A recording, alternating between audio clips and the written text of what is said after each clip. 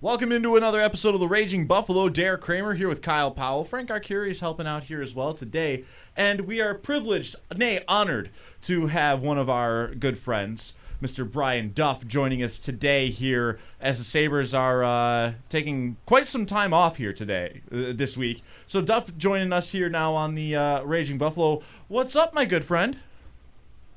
How we doing, guys? Oh, we're doing. It's been a fun little season for us here. Wouldn't you say? I'm glad you can say that. Fun as in back and forth, up and down, like how a roller coaster is fun, right? Yeah, I gave those up a long time ago. Yeah, I'm not nearly as responsible, so that's probably why I'm okay with what's going on this year. Maybe it's because of how low last year was. Well, I mean, they're still behind last year's pace. That's the kind of odd part, but there's been more evenness to their season than perhaps a year ago. But even as I say that, we're still talking about a team that has had two rather lengthy positive streaks and the rest kind of subpar. I mean, they've only had the initial 10-game segment this year where they were 8-1-1. Like, that's the only 10-game segment that they've been above 500. They're currently in their fifth 10-game segment, of which they are 5-4. And, so you do the math on that, you can certainly understand their predicament just based on that.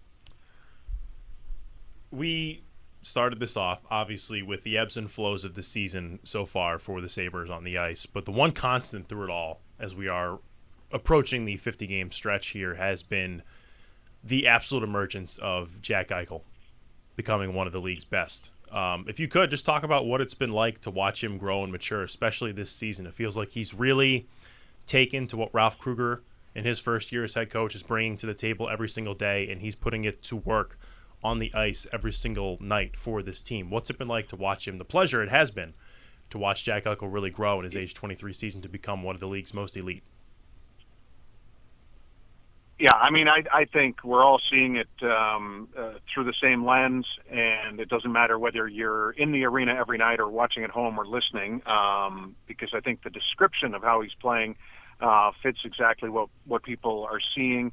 And I think, just as far as a unique experience that maybe I have because I'm around the arena, I think a way to gauge what Jack has been doing and how he has progressed to this point is the general interest in out-of-town media that before, I mean, yeah, he was part of the team, but there was not a huge appetite to understand why he was being able to put himself in this conversation among the game's elite. So I think the fact that other people are taking notice well beyond the county and state lines, that's a feather in Jack's cap. Obviously, two lengthy point streaks, have him in pretty elite company with Pasternak and now, Kane once again. So, he's holding good company in that regard. The biggest challenge now for Jack will not be what he produces on the ice every night in the closing stretch here. It's, will he be able to maintain, the positivity through what is a potentially distressing time? And that is, they may well come out of this All-Star break sitting 11 points back of many and maybe 10 points back of the last playoff spot. That's hard to stomach based on where they were at as early as Christmas. And it's only gotten worse even though they won 5 of 8 before the break. So it's the biggest hurdle for him is going to be able to stay in a mental place that is conducive to finding ways to continue elevating the team. And the hope is that given that he talks openly and often about Ralph Kruger's positivity. The hope is that the coach's positivity will continue to stay in place here, so and have that same impact on Jack. It's going to be very hard. He needs a lot more help than what he's got so far, and one can only hope that the help is going to come in the form of a renewed and healthy Jeff Skinner. I don't really, I think we would assume that when Olofsson comes back, he'll just complement the line the way he had before, but they need Skinner and somebody else, and whether that's a newcomer or a new configuration, Jack desperately needs that support. Now, Brian, one of the biggest things about what has been going on this season is the constant question of when is a big deal going to be happening here, and it looks like as they're going to be heading toward the trade deadline, this team may look more like sellers than they would be looking like buyers at the trade deadline. But at the same time, the expiring contracts that this team has, there's not many assets that teams are really going to find desirable in many ways here. So heading into the deadline, what is the approach that you think that Jason Botterill will be conducting heading into what looks like, unfortunately, a season where they're going to be chasing once again? Yeah, it's a great question because it's really hard to put any sort of market value on some of the guys that you would assume, like you said, on expiring contracts could garner. It would certainly not seem like anything that they acquire for those players would be tangible benefits for the group right now, meaning that they would be later round draft picks, in my opinion. And even then, those might be necessitated by, injuries yet to come for teams that are also in the race or firmly in a playoff spot.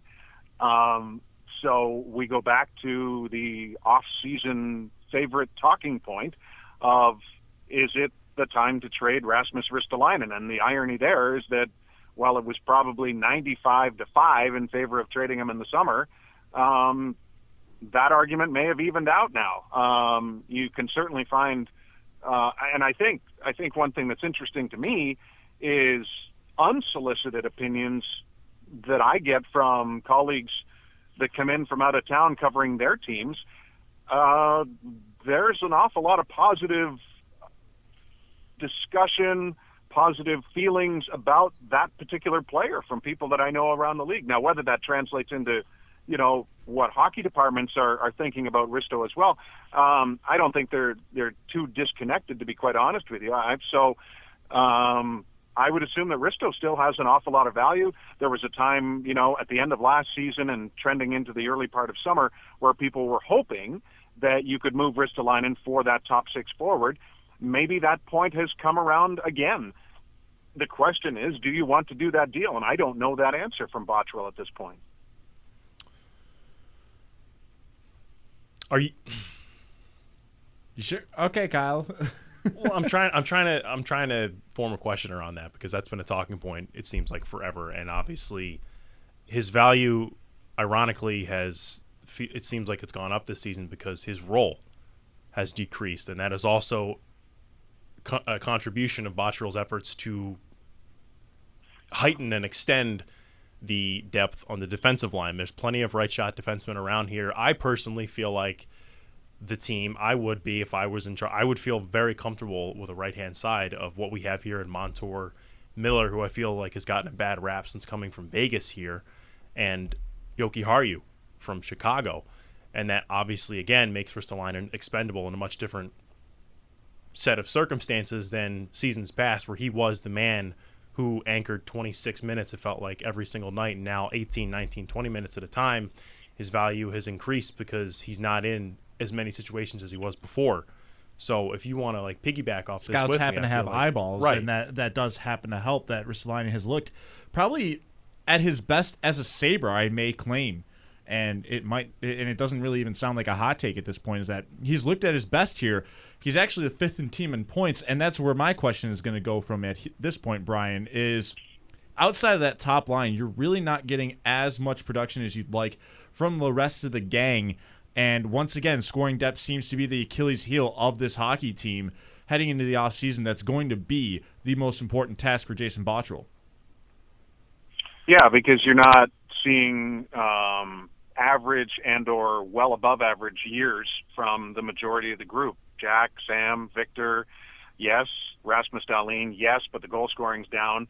Ristolainen fits into that category, but you've got, like Zemgus it's a nice goal total for him, but the rest of the line, as much as they have played incredibly well for what people's expectations were, their scoring for their zone time is still not where it needs to be. So that's a problem. And then you can just go through the list of guys that aren't scoring the way you would have hoped. And, it's Sherry, it's VC, it's Middlestad, it's Evan Rodriguez. It's really disappointing that they haven't been able to plug in some guys and get the boost that they were hoping for. So you're right. That's the biggest area. And, perhaps the biggest tragedy in all of it is a completely wasted year on not knowing where Tage Thompson is at. And that's no fault of anyone but, the hockey gods, and one game up with the big club and getting hurt late in the third period of a lopsided game. Like the script couldn't have gone worse for Tage this year, which then directly impacts the organization because he's still the key piece you were hoping for at this point from the O'Reilly trade. So, and I think we still have, a fair number of question marks on the blue line as far as, what to do contractually and otherwise with some of the guys moving forward, like a Brandon Montour, and what is Colin Miller's value? Is he once you move out some defensemen, are you more likely to like him as a Sabre? And I'm kind of saying this out loud if you're the coach. Is Miller going to find a way to be in your top six regularly? Because I certainly don't think anybody anticipated him being scratched the number of times he's been scratched this year. I know Lawrence Pilot has a pretty big fan club, but I haven't been, blown away by his presence in the half dozen games he's been here. That's not a slight on him. I'm just saying that when you're often rolling 7 out there and the team is still looking for more offense, I've not seen that. And that's not to diminish what he's going to bring down the road. But there are just an awful lot of areas where this club needs to find a greater offensive push. And that's all going to bring us back to Ristolainen and whether he's the piece in, acquiring a legitimate top 6 forward. And it's funny, I was going through the list today of centermen that have moved in the last year, including the summertime or later last year via trades. And, the big winners in all of this were the Vancouver Canucks because they made a move at the draft in their building to get JT Miller, and the GM was being crucified the day that happened for giving up a first-round pick. Well, it was conditional and still is conditional, so that if the Canucks had flamed out and it was a lottery pick, he wasn't going to be surrendering that. It was going to move to 2021. But it just so happens that Miller is having a career year and might be the biggest reason why Vancouver has jumped into first place in the incredibly tight Pacific Division. But after Miller, the names that have moved, it's a remarkable list of guys that, moved for a varying degree of pieces, in some cases not very much at all, and how, like, Marcus Johansson kind of fits into that, even though he's not a true centerman, he was being asked to play center. There's just a lot of guys in, like, the mid to upper 20s in points, the Soderbergs, the Coyles, the McCanns, Pavelski. Like, think about it if Buffalo had gone the Pavelski route. This was a big free agent, right? Well, Dallas has got 8 goals and 19 points out of an older player. That would be tough to swallow if you were in Buffalo right now, if you had made that move. Nazem Kadri's got 31 points. I think he's been a really good fit. Colorado gave up a pretty handsome haul and helped Toronto significantly in the process. He's been good. They needed a number 2 center. He's been good. But 31 points is not a ton. So, you look at Kevin Hayes, 27 points. The contract was laughed at right from the start. The Phillies a pretty good team, though, with still a pretty big upside, I think. But, again, would that have been the play? That was a massive deal. I don't think people in this market would have loved that. So they took a cautious route with Johansson. His points per game played are similar to a lot of the guys I just mentioned. and it's not a cost-prohibitive deal moving forward, but in essence, it still hasn't addressed the problem. So, again, we sit here and wonder what's the next big add that they can make when it comes to forwards. You mentioned those point totals, by the way, Duff, and with Kadri, that would be 4th on the team. With Pavelski, that would still be 7th. With Hayes, that would be 5th. So it is a little painful. I'm hearing these numbers, and I'm looking at the stat totals, and I'm going, good Lord, they would actually – one of those players would be in our top 5 scoring, despite everything, because of what the lack of scoring depth has been for this team. It hurts to see that, and when you would let into that, I'm just like, uh-oh. And then you mentioned the Joe Pavelski one. I'm like, oh, that's me. I'm guilty. That I was a big stand for the Joe Pavelski contract idea. But even then, that would still be 7th on the team in points. But even like Charlie Coyle, like Charlie Coyle in Boston, right? He was acquired late last year and then given the extension. And granted, the Bruins are deep in so many areas that they can afford to do this. But like everybody in Minnesota was always waiting for Charlie Coyle to deliver more. Well, he's got 27 points in 51 games, so he's probably going to come in at just around 40. That's okay, I guess. But I think if the Sabres had gone out and gotten Charlie Coyle, everybody would have hoped and or needed that he had to get to that next level and become a 50-plus point guy. So, I don't know. I mean, it's where these guys can fit and what kind of impact. And I think the bottom line is, the other guys other than like Miller and Kadri, who were acquired in deals. I mean, you had Matt Duchene as a free agent. He's got 31 points in 44 games, right? So that's, again, probably not what you were expecting from Matt Duchene. Like even Derek Brassard, who was kind of like an afterthought for the Islanders, got 24 points in 49 games. There's not a huge disparity between some of these young and old and high-paid and lower-paid deals out there. But the fact of the matter is Buffalo needs at least one more 45 to 55-point guy in their lineup. By the way, those would be 4th and 5th as well, the names that you mentioned. I hate everything. Oh, God. Let's talk about something happier, Brian. How about the reemergence of Rasmus Dahlin? He was struggling to start the season, and it looks like ever since coming back from that concussion, he looks like he is back to his old ways of kind of being more of the terror that he is supposed to be with the puck, and he's improving defensively. It looks like he did need a little bit of an outside view from the press box, though nobody in their right mind would have ever thought to scratch a number 1 overall pick. The injury did have a strange benefit to it that he was allowed to see from above what needed to be done, especially in his own end. Yeah, I think for me, it's the offensive side that I'm noticing more as far as the willingness to take some bigger gambles, but it's like for him, it's not a gamble. It's just trusting his instincts. It's just the wow level of some of the subtle little plays is back, and I don't think that was there earlier. So I enjoy seeing that. Regardless of analytical measures, I think there's still a significant ways to go for him defensively. I think he takes some routes near his blue line when the attack is coming his way that tend to open up lanes as opposed to close them off for the attackers. This is not all the time, but they are ones that often end up in high danger chances, if not goals.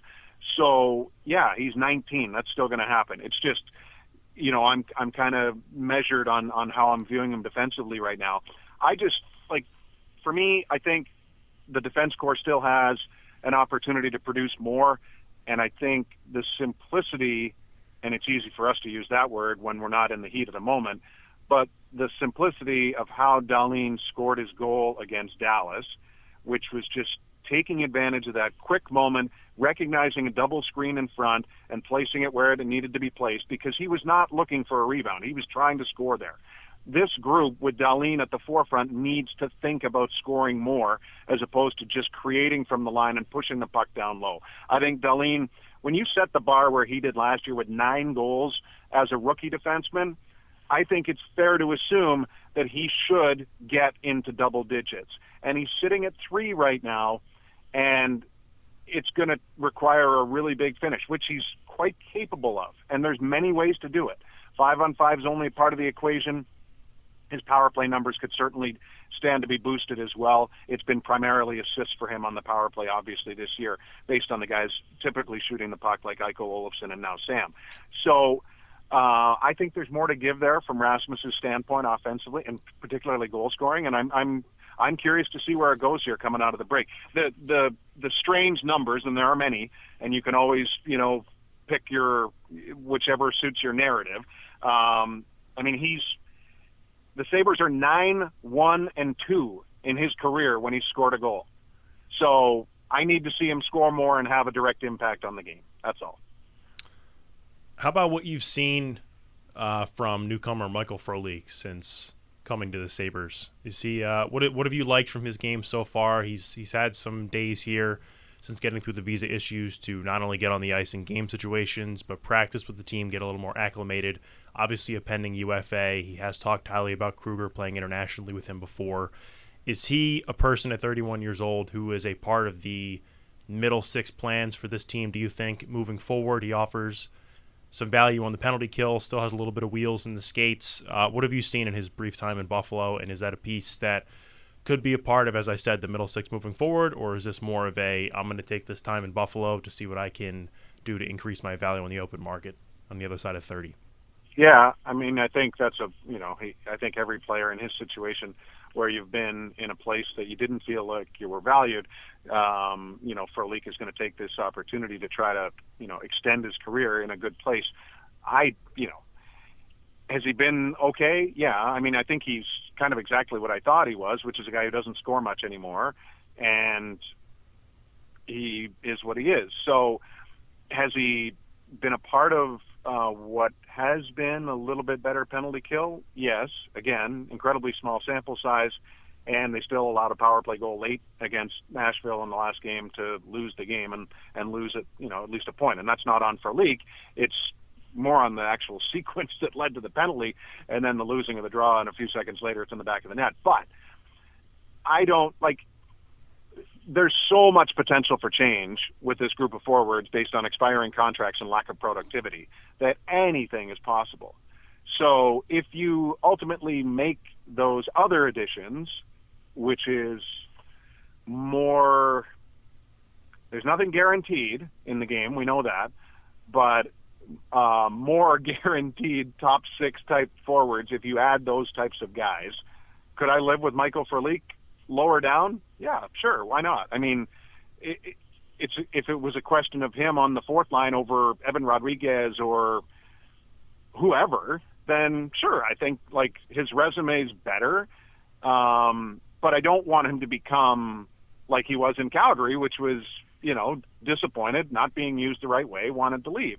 And every player is entitled to that, especially when he was in the mid-teens from a goal-scoring standpoint not long before that. So and again, what are we seeing from Michael Frolik right now, and or why are we seeing what we're seeing from Michael Frolik right now? Maybe because they're still missing down the middle, which ultimately would have a trickle down and help every winger's game with the Sabres if they had more depth down the middle. It's been trying times for the Sabres for sure, Brian, but thank you for giving us your time. Thank you for giving us your wisdom, as always, here, and appreciate having you here on the podcast today. I'll leave you with one more. If you think the numbers are good when Dahlin scores, they're way better when Jeff Skinner scores. It's happened 41 times as a Sabre. They have 30 wins, 6 losses, 5 overtime decisions when Jeff scores a goal. He has to get hot for them to make the playoff push. Get healthy, Jeff. We need you. All right, Brian, thanks for taking the time, and let's see what the second half brings. Hopefully it's not just only 9 wins in the final 30-some-odd games this year. Amen to that. All right. Wait, before we leave, how are you spending your off week? Yeah, good. Great question to end it. How you spending the off week there, Duffer? Oh, did we lose him? I think we lost him. We'll never know. We lost him. Oh, no. We'll have to fill in the blanks on what we think he's doing. Well, you can't win them all. All right. So, Frank, stop recording. It's always good to talk to Brian Duff, isn't it, guys? Oh, yeah. He's fun conversation. Charm. He's a treat. Yeah, he's always a treat. He's a delight to have around, and he's just one of those guys. You need answers about the Sabres and how infuriating they may or may not be. He's got something for you. He's got wisdom to part with you.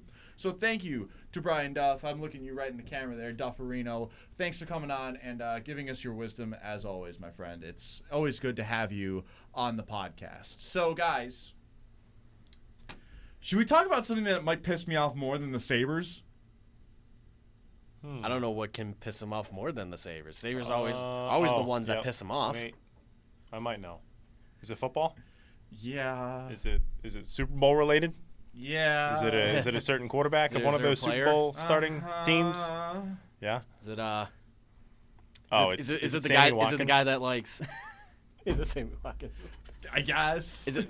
No. Is it the guy that likes ketchup on a steak? Could it be how beautiful Jimmy Garoppolo is? Yeah, that 8-pass throwing prick. Threw 8 passes, dude.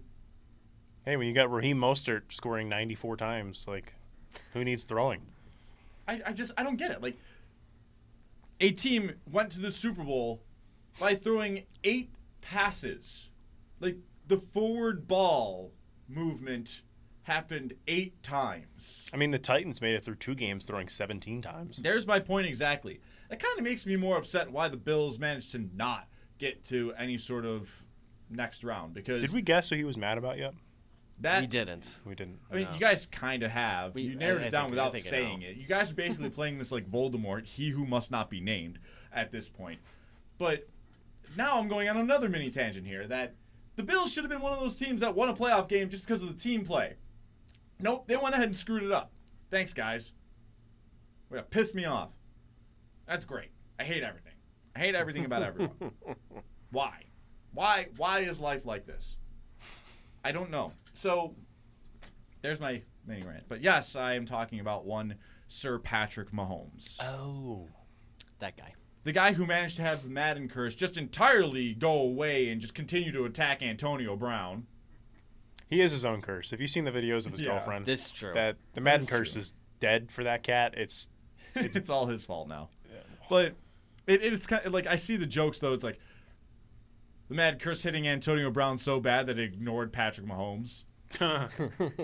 And I mean, it's kind of a good point there. Like, it's not wrong. It's not wrong. There's no real lie going on here. But I'm gonna hate Patrick Mahomes for the rest of his career, I think. And it's nothing that he does wrong, other than ketchup on steak. Because of where we live, the misery of hindsight, and the idiocy of thinking that someone who was taken 10th overall was supposedly a slam dunk. With a team that was not prepared to take a quarterback because they had a GM with both feet already out the door, and he's just shouting the picks over like, hey, here's the scouting report on this. Do you like him, Sean? Okay, great. See you never. Can I tell you who I feel the worst for in all this? Trey White? 115% Tre'Davious White. Sure, let's be the town that already pushed Stephon Gilmore out of town when he was a great corner for us. Now he's the best one in the league for New England. Already won a Super Bowl with his new team. Thanks, by the way. And then now you're going to go ahead and just do the same thing all over again for Tre'Davious White just because of who was taken from the trade away from the pick you originally had? You're going to piss him off and make him leave because of that? Yep.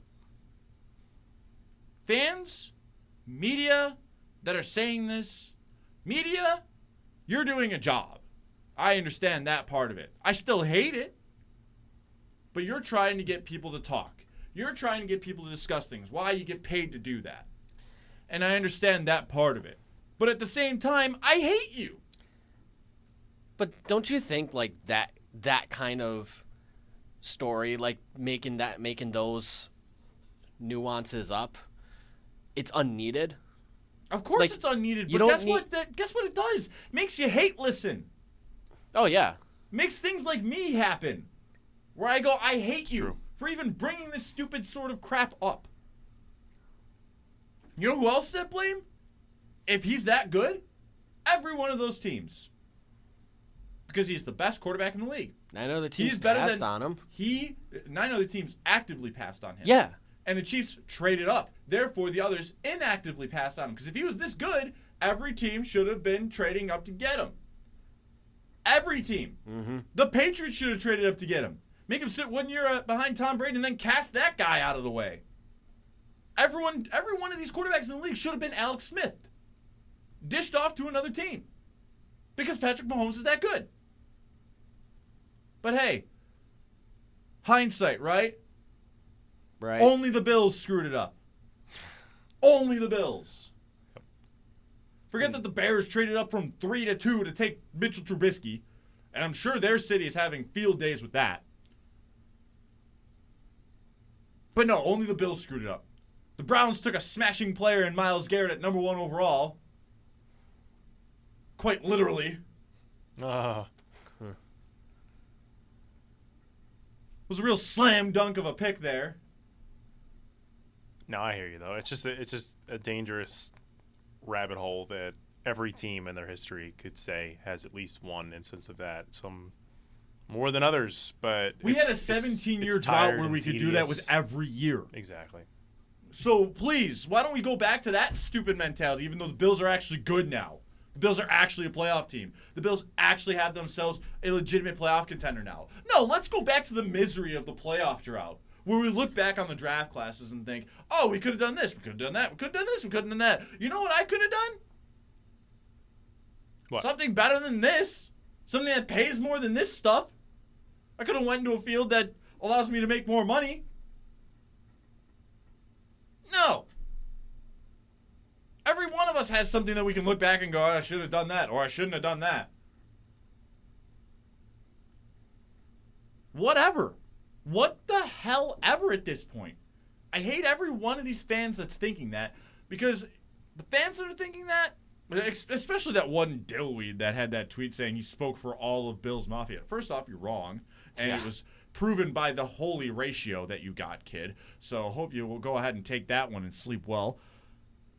But the other part of it is the fans thinking that, look, I get it. He's really good. But you're not thinking about we what also have a really good player. You don't have just one good player. They got 2. Yep. 3 of the 4 picks involved in the deal are good players. Yep. Legitimate corner pieces to a football team, which Patrick Mahomes and Chiefs fans might remind you their team screwed up last year when their defense decided to be paper and the Patriots just waltz right through again to go to the Super Bowl and make everyone's lives even more miserable. Thank you, Bob Sutton and Chiefs defense. That was ass. But no, let's forget that football's a team game. And the years of the quarterback literally carrying teams is kind of dying. We're seeing it more with serviceable quarterbacks. We're seeing it more with complete teams or better rosters around those players.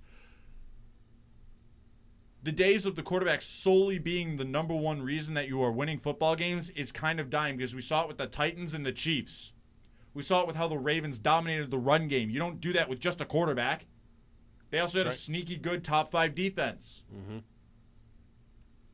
The New England Patriots dragged their corpse of an offense to the playoffs. Look at the Niners. And a home game. The 49ers, again, may I say it one more time, threw the football 8 times like they were Navy.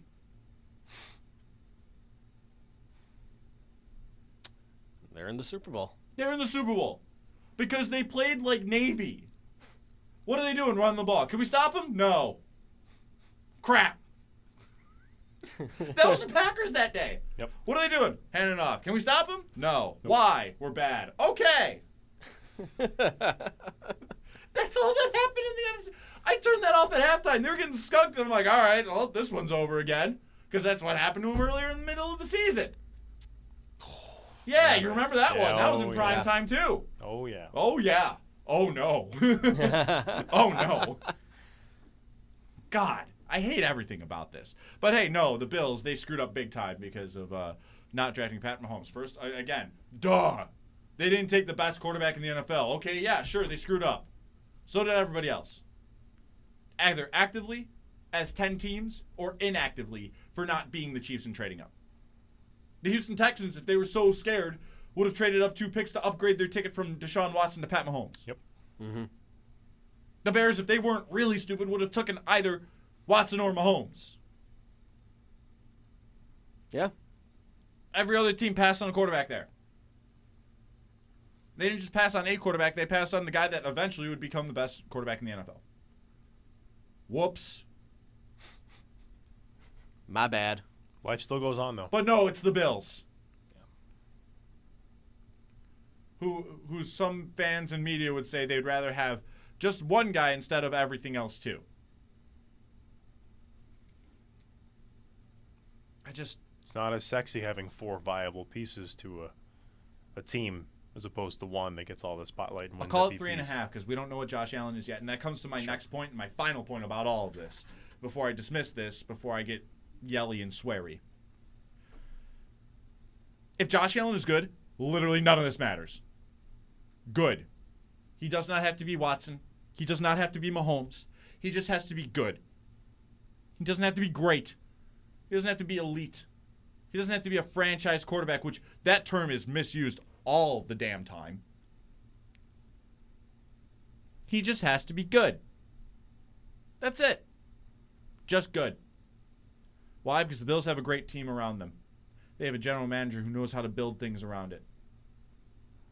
With the salary cap always going up and contracts for quarterbacks going up still even more so. Yep. Good news. The cap keeps going up with it.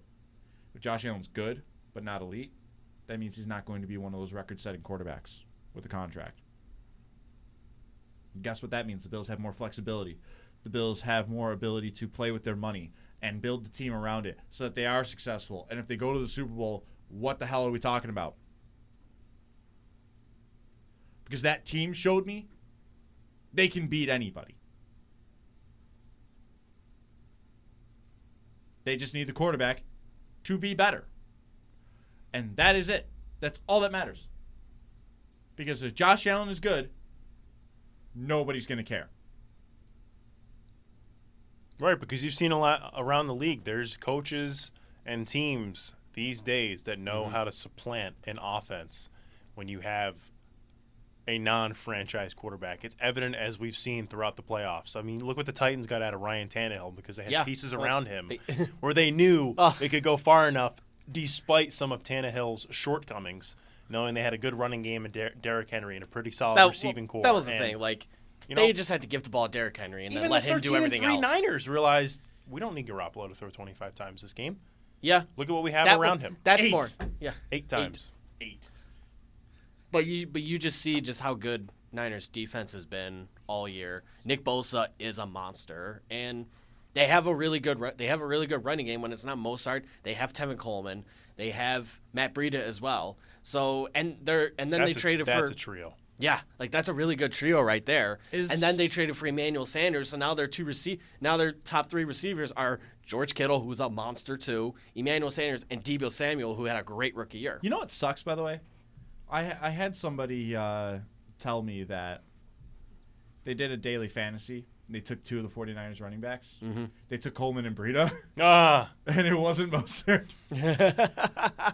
That's how good their running back core is that you can get it wrong every week. Yeah. And, hey, no, but apparently the Bills screwed up by not taking the best quarterback in the league right now that nobody knew would be the best quarterback in the league. Do you think a lot of this narrative just comes from miserable Bills fans and media? Yes. Well, sure, but the frustration that they didn't win, they didn't beat Houston, and the fact that no, I think it feels comes from like having they feel a 17-year playoff drought and constant screw-ups and an entire generation that knew nothing but misery. I'm saying is how much of Allen's play and the offense's play this year contributed to it. Some. I think that there's still, culture can be upplayed and downplayed in a certain sense, but I think that in a locker room it is more important to hear what they are saying within themselves. And for fan culture, it's something that has to be perpetuated amongst each other. Mm-hmm. That part is for our sanity, that latter part. Because obviously the locker room doesn't care about what we think. This is for our sanity. There are way too many miserable pricks that have known nothing but misery. Or it sells to be miserable. So you do it. And that's where this comes from. Did the playoff game help? Hell no. Not at all. Yeah. Josh Allen lateraling it with 77 seconds left, giving everyone a GD heart attack. Mm-hmm. That doesn't help. But I also think that a lot of this has to do with the misery that we're used to as a fan base, that we swim in it. And that's the part that's stupid. That's where we get this narrative. That right here. You guys talk. I'm done for a little bit.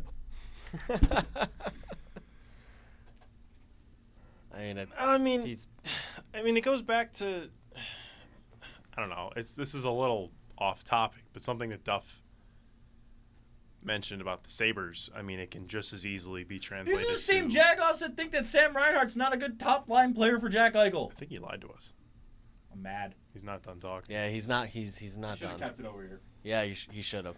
No, I mean it's not the greatest example, but we did just have a guest on saying, and you asked him the question of Rasmus Dahlin and his growth and emergence, and Brian said it great. Like if the Sabres still need to hold a first overall pick, a generational talent on the blue line, to a certain standard of, hey, we expect this 19-year-old to go through a lot of growing pains at the most elite level that you can play at in his sport, then why is a guy like Josh Allen, who was labeled as a project coming out of the draft, not able to be held to that same standard? I mean, we're having this conversation of Mahomes versus Allen and what could have been and what else was involved in that draft and what the Bills are getting in the aftermath of the Mahomes trade. Like, I think with that, it's the nature of the sport, and age has something to do with it too. Because Allen he's 23, 22, 23. Dahlin's 19. Big difference there. Age and development goes with that. But as I say, not allowed to enter the NFL until at least 20. Right. So right. But for Allen's sake, he entered the league at 21, and for Dahlin's sake, he entered the league at 18. Difference of 3 years right there. So I just think with that, it comes with just how you develop, at that age as well. But it's also just the nature of the sport. When you're drafted into the NFL, you're expected to produce. It doesn't matter. A lot of times it doesn't matter where you're drafted. Like a 5th round pick in the NFL is more expected to produce than a 2nd round pick in the NHL.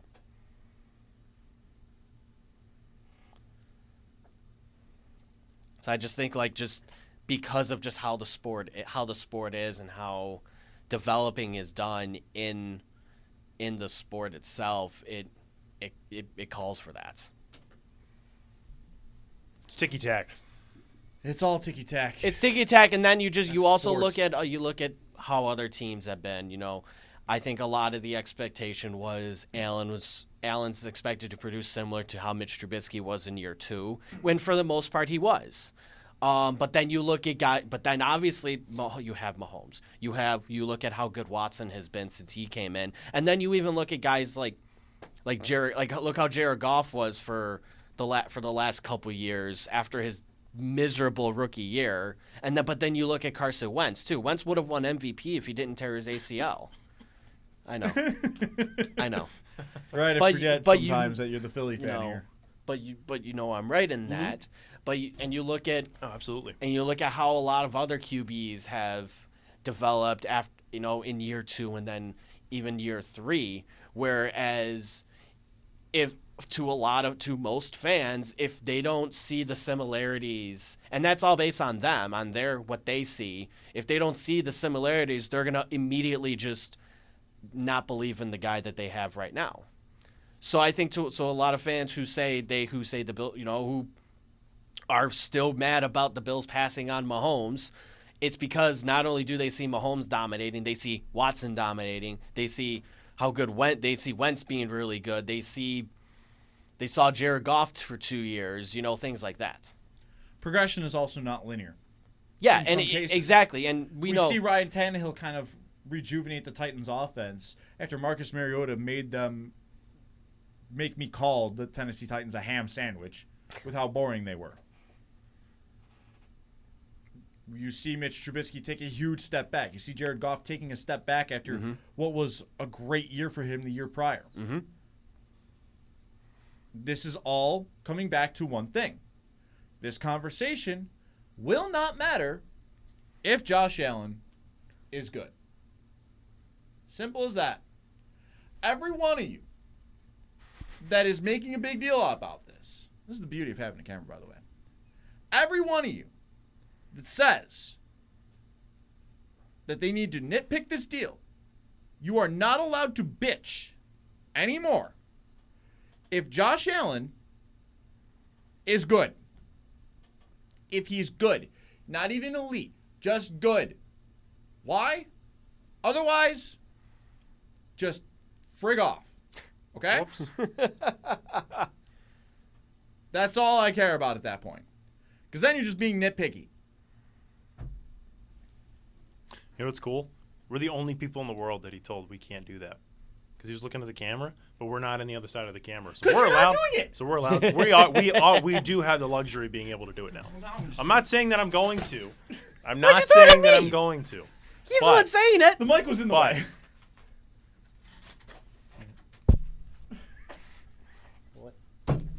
If we want to, we can't say he yelled at us.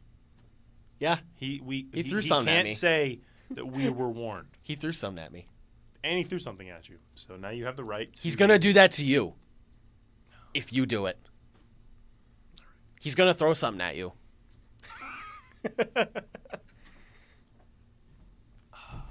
All right. Why do I do this? I don't know. Why do I do this? Why do I do this with you two? What do you mean? You two? What do you mean? There's you. There's two of you. That's what I mean by you two. You're not the band, okay? Why do I have these people with me? Why are you watching this? I hate everything. God damn it. Makes me want to punch a kid like Gritty. Allegedly. Allegedly. That's a dumb story. Allegedly. That's a really dumb story. It is a really dumb story. If you haven't heard what transpired this afternoon with allegations against Gritty in Philadelphia, go on the bad. It's a bad Courier Post, Philly Inquirer, read your story out of Philadelphia sports media, and you it's dumb. You deduce your own opinions from that. Yeah, I read it, and it's just this guy is just looking for something. And to use your kid to go ahead and try to expose the one thing that I can tolerate from the Philadelphia Flyers at this point, don't look at me like that. You don't like Carter Hart? No. Because he's a goalie, and I want one. You like Travis Konechny? I feel like he's you. He's on my fantasy team, so I do like him. But they beat us in the Stanley Cup. Go to hell. Oh, my God. You were negative 20 years old. I don't want to hear it. I just, look, I find reasons, okay? I see that. Rob Brendamore. Side of the net goal. Yeah, there's another one. Okay. I was at least alive. Billy Leno. Billy Leno being a thing. You were alive for that. Oh, boy, Definitely were we. alive for that. That happened. That happened. A lot of that happened. Oh. First he killed us in the playoffs, and then decided, you know what? I don't Sure, like I'll sign with you guys. I left all my goals in Philadelphia. Even my shot attempts. We have like only 50 for the entire year of an 82-game season.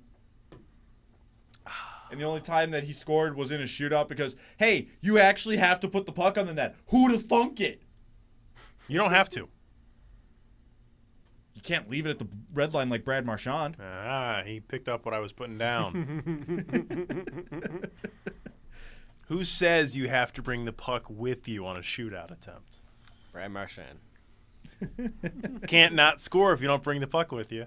Did he theoretically save my shot? It should be a goal. Was there a puck to stop? Kyle's getting philosophical here. Wait, so you're saying Brad Marchand technically scored? No, actually no, because he didn't fake a shot. He didn't not score. It's true. That's true. It was his. He didn't get stopped. It was his intent. Was there intent to shoot? No. He missed the puck and said, "Damn it! I didn't bring the puck with me." Carter Hart didn't. He could have went up and said, I intended to shoot the He puck, didn't get but I forgot the stonewalled by puck. the goalie. I didn't bring the puck with me, but my intent was to shoot a puck if it was You know there. what? Here's the real stupid thing I'm actually going to say. Goal. Nope. I've got a really dumb thing that I'm going to do here, and I'm going to hate myself for doing it for this one time. Okay. Because it's just going to make me sick inside. Ooh. I actually can resonate with Brad Marchand for a moment there Whoops. and relate. Has that happened to you? I can believe it. Almost. Oh. Almost, because Frank showed me that goal that I scored for the 11-day power play. The penalty shot one. Yeah. I smacked my stick on the ice like a cocky little brat Yeah, you did. and then picked the puck up.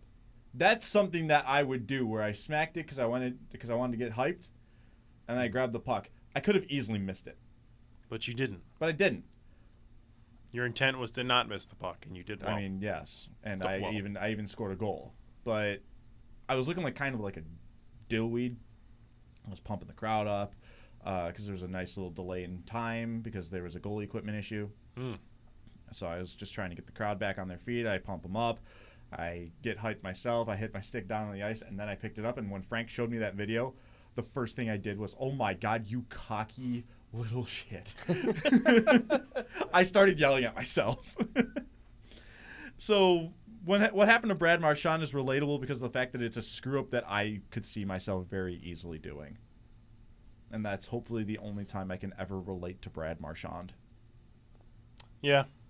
Because if I want to say that I'm good at hockey, I'll just pick literally anyone else. Billy Lano. I said good. You didn't say that. You said anyone else. I said that I'd pick anyone else as in being good at hockey. I have my pick, not your pick of what I would want there. Gotcha. Except I'm not good, so I don't have to worry about that. Understood.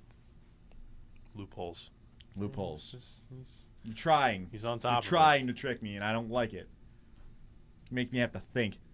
That's what I'm here for. I'm not a thinking man. I'm an emotional person, as you all can clearly see or hear. He got through an entire segment of Brad Marchand without yelling Boston at the camera, so that's a step in the right direction. It is. That's because we made fun of something bad that happened. There's a big difference. Still. Big difference. All right. I think we're done here. Sure. Sure. Sabres. Big homestand, sort of. 9 out of 10 on home ice. 5 at home. Go to MSG. Back for 4 more in KBC. What And do you need to see out of this homestand? Not a repeat of last February's homestand? The more you talk about last year's second half with the Sabres, the more I hate myself Why yourself? because I watched it. You made that decision. Okay, so now I I can see also why. had to work those games. You So could've I just had to not. watch it. You had no choice. We do sports podcasts. We have to watch this. Yeah. Yeah. I heard the exasperation Yeah. there. Yeah. So, Any glimmer of hope, it's right there, though. and a glimmer of hope. If you want to take advantage of this is a great time to do it. 20 You're points to facing be bad had. teams. You're a lot at home where you're great at home. If there's a time to get back in it, it's now. Mm-hmm. Well, 18 not- possible points Not now, but in a after barn the All-Star that- break. You know, Upper we'll echelon have- of the teams playing at home this season. Good points percentage. Yep. So, a couple of last things. We'll be doing our Super Bowl picks. As an entire group, we will film each and every one person doing that.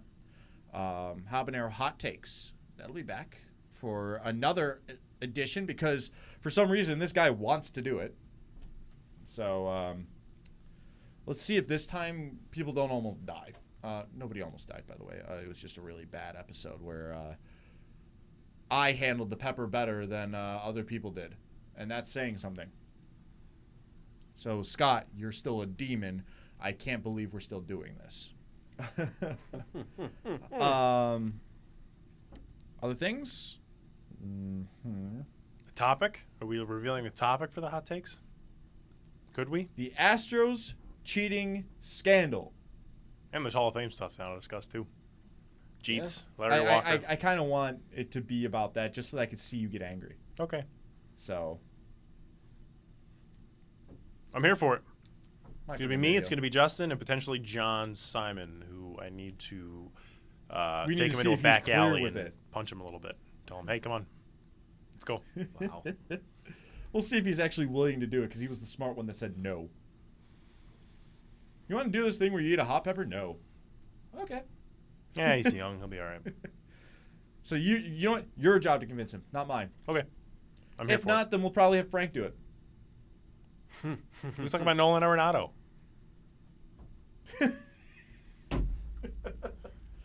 What And color then- jersey he'll be in March? And, of course, I'd be remiss without talking about the 11-day power play.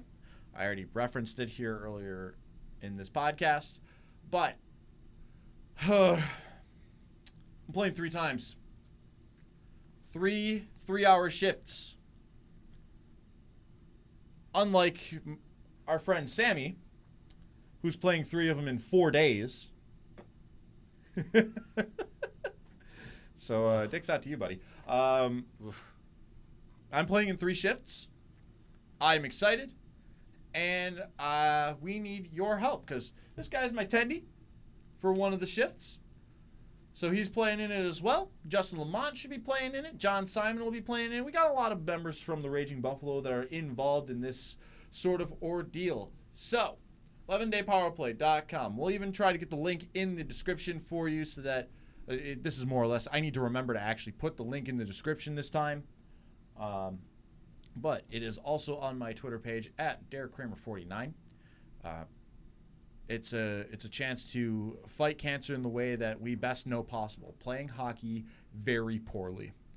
So everybody knows someone who's been affected by cancer. We are doing our part to take place in the 11-day power play, and we'll even have video series coming on this channel, as a matter of fact, for what the 11-day power play means to us, as well as the draft of the rosters for the ankle benders who play on Saturday, July 12th at midnight until 3 a.m. Mark your calendars. Mark your calendars. That's when this weirdo tries to score on that weirdo, and nobody wins. Frank wins. Unless we're on the same team, and then I score on you somehow. See, I think that's more likely. See? Oh, we're doing this? We're ending it. I'm not getting into this. Let's get out of here. Thanks for listening. Hope you enjoy our stuff. Find the crew on Twitter. At datdude_KP. At Frank Arcuri. And I'm at DerekKramer49. We got a Twitter account for the channel now, too. Yes, we do. Yes, it's new. This will be our first tweet once this gets all edited and ready to go. Look for at Raging Buff POD. At Raging Buff POD. We'll find our videos from now on. Right. Pod. Thank you for spelling it. We will also. You spelled it. I said it. Right. If you can't find it on your own, when this video comes out, as I said, it'll be our first official tweet from the account. And all of us will get the word out on our Facebooks and our personal accounts, so you can access the account from there. If you're on the YouTube side, give us a like, give us a subscribe. It gives us blood. It doesn't give us money, but it gives us blood. And we only have so much blood to go around for a life, so we need some more. Like our soul needs more to feed off of because we're dead inside because of Pat Mahomes takes.